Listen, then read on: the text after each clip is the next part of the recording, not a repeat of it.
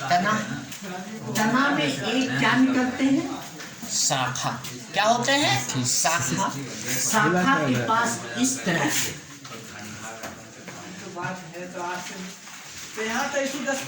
इसे कहते हैं सहपत्ति या सहपत्र कहते हैं।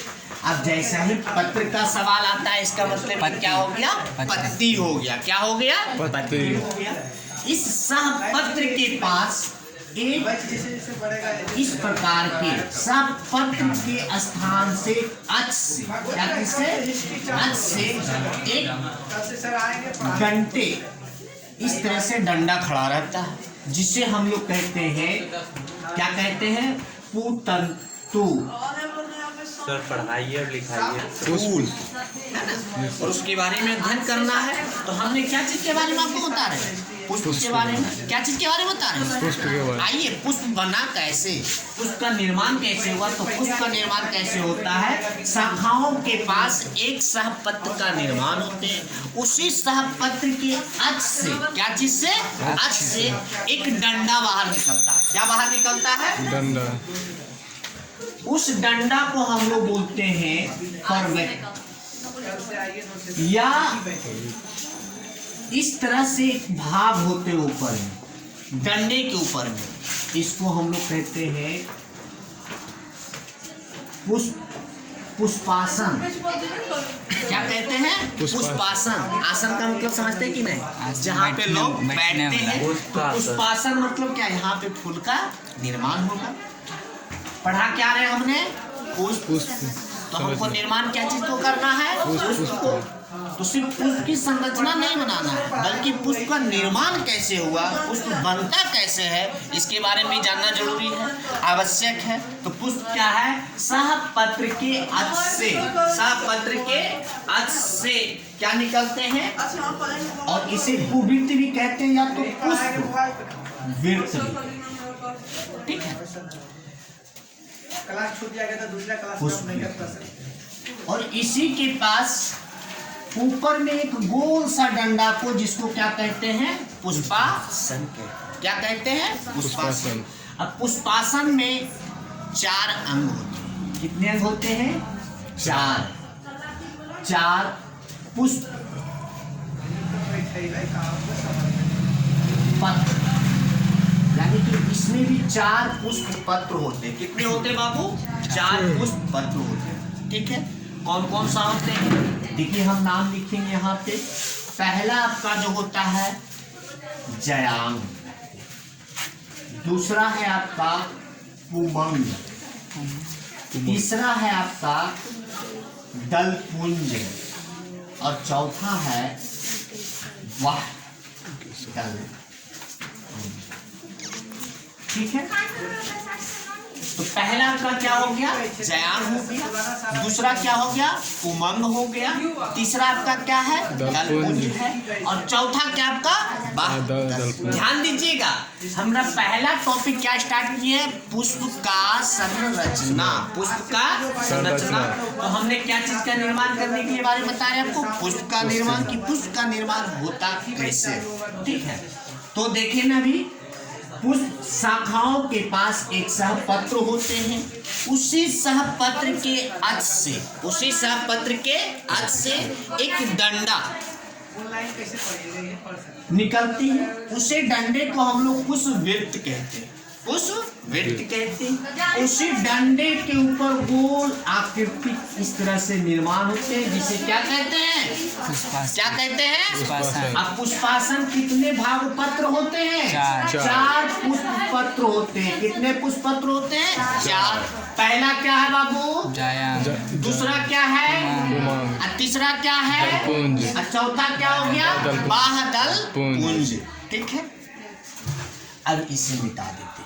अब किसकी संरचना बनाना है हमें? पुष्प की। किसके? पुष्प की। 9 से 10 पुराना सारा बैच बंद। 9 से 10 तो बोले। पुराना सारा बैच बंद।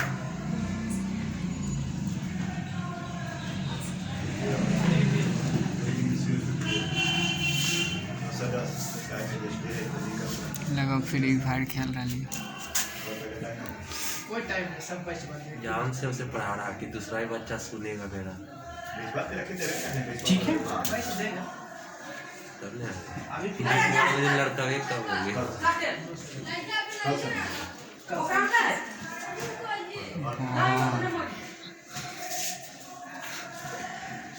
पानी कब से लग ले छोड़ा पड़े तो इतने गले अभी कहाँ है हम आ गए तो इधर बात लो बता तो इन कर दिया हमने कर हमने अब बहुत जल्दी तो आज हमने बोल दिया कोई बोल दिया आधा आधी कर दिया हमने कुछ पहले भाई को बोल के आना मैं तो बोल दूं 10 बच्चे का ले लेते हो ठीक है ये वो कल आदमी है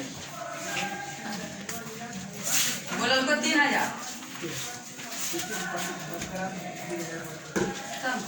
बोल को की उबला अब वाला जे दलिया उबला ओकर बाद ही मिला के ई खाली 2000 है वो बोला पता नहीं कितना डलते हम यूं नहीं कितना सा डलते तो देखबे नहीं कोई बात नहीं 1000 हले नहीं खराब ना 1000 हले तो देखबे कि हम किसी 1000 हले 500 लेवल लगा होते हां पीछे से वो बोलो ठीक है बोलो कल कीजिए क्लास अब आइए परसों कीजिए परसों केसर के समूह को स्त्री केसर के समूह को जयाम कहते हैं। क्या कहते हैं? जयाम। तो बताइए हम जब पुष्प के कितने पत्र बताए थे? 4 पत्र। पहला पत्र किसका बताए थे? जयाम। पहला पत्र क्या बताए थे? जयाम। तो आपका पहला हो गया एक जयाम। क्या हो गया? जयाम। अब देखिए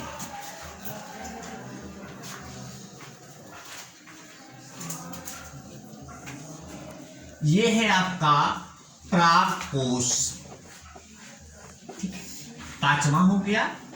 छठा आपका हो गया पुतंतु। पुतंतु ये क्या है आपका बताइए जरा सा, कोई बता सकते हैं? प्राकोष और पुतंतु किसमें पाए जाते हैं? नर में। क्या चीज में? नर में। ये दोनों को हम लोग क्या कहते हैं? पुंकेश्वर कहते हैं। क्या कहते हैं? पुंकेश्वर या पुंकेश्वर कहते हैं। अब बताइए पुंकेश्वर आपको एक है कि इसमें बहुत सारा है? एक है या बहुत सारा? बहुत सारा है ना। तो पुंकेश्वर बहुत सारे इसके समूह को, पुंकेश्वर के समूह को ही हम लोग पुमंग कहते हैं। क्या कहते हैं? पुमंग कहते हैं। क्या कहते हैं? पुमंग। बताइए आप पुष्प के कितने पत्र बताए थे? 4 पत्र। दूसरा पत्र क्या था? पुमंग। दूसरा पत्र क्या था? पुमंग। ये हो गया आपका पुमंग बी। अब देखिए इस तरह से एक भाग आपने देखे होंगे जिसमें आप लोग फूल की जो पत्ती होती है, फूल होता है ना, ये तो फूल की अंग की बात बताया हमने। ठीक है, जो एक कलरफुल के जैसा होता है, जो कि रूपांतरित होता है पुष्प। क्या होता है? रूपांतरित। उस जिसपे मधुमक्खियां बैठते हैं उसके लालच से, और उससे क्या चूसते हैं? रस। क्या लेते हैं? रस लेते हैं। किससे? फूल से, है ना। इसको हम लोग क्या कहते हैं बताइए? दल। क्या कहते हैं? दल। ये हो गया आपका 7वां। इसी के समूह को हम लोग क्या कहेंगे? दल पुंज कहेंगे। क्या बोलेंगे? दल पुंज। ये हो गया आपका तीसरा क्या लिखाए थे? दल पुंज। इसके बाद आप इस तरह से एक देखे होंगे, हरा टाइप का रहता है फूल के नीचे पत्ती। इस पत्ती को हम लोग बोलते हैं बाह दल, और इसके समूह को ही क्या कहेंगे? बाह दल पुंज कहेंगे। बताइए चौथा क्या लिखाए थे? बादल पुंज लिखाए थे ना। इसके बाद इसका नाम तो आप लोग बता सकते हैं, बताइए इसे क्या कहते हैं? शाखा। सह पत्र के पास एक खड़ा रहता है और उसी डंडे में क्या होता है? फूल डंडे में ऐसे तोड़िएगा तो फूल डंडा रहता है लगा हुआ इस तरह से। ये डंडे है ना, इस डंडे को क्या कहते हैं? पुष्पवृत्ति कहते हैं। क्या कहते हैं? ठीक है ना। अब इस भाग को क्या कहते हैं? नाम बताइए जल्दी से आप लोग। इस भाग को क्या कहते हैं? इस भाग को क्या कहते हैं? डंडे के ऊपर क्या बना रहता है? पुष्पासन बना रहता है। क्या बना रहता है? पुष्पासन। पुष्पा, जिसपे फूल आसन करते हैं, जिसपे फूल आसन करते हैं, इसलिए इसको क्या कहते हैं? पुष्पासन कहते हैं। क्या कहते हैं? पुष्पासन। तो हमें किसके बारे में अध्ययन करना है? पुष्प के जनन अंग के बारे में। बताइए, किसी को कोई दिक्कत भी है? समझ में आएगा नहीं? हाँ, मादा आपको दिखा है ना, और इधर क्या हो गया? नर। तो पुष्पासन के कितने पत्र होते हैं? 4 पत्र। कितने पत्र होते हैं? 4। पहला क्या है? जयांग। दूसरा क्या है? पुष्पांग। और तीसरा दलपुंज। और चौथा बाहु। सुनिए सर,